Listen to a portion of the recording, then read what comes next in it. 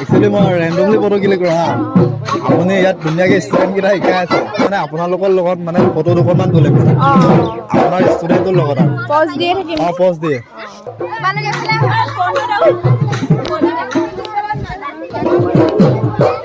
আগৰ কিজনী বহি দিয়া আৰু কিজনী অলপমান বহি দিয়া এনেকে এনেকে কৰি এনেকে